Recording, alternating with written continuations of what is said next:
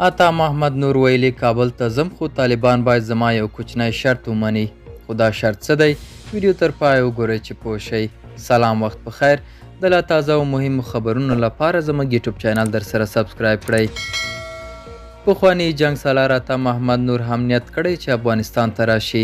نوموړي زړه ښه کړی دی چې د تماس د کمیسیون سره اړیکه ونیسي، خو د ویلي چې نشي کولی افغانستان ته ولاړ شي او هلته صرف د یو معمولي کس په توګه ژوند وکړي.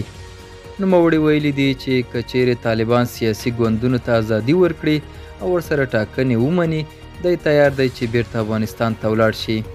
دا وه زموږ نننۍ چمتو شوې ویډیو. تر بیا ښه وخت، ښې چارې.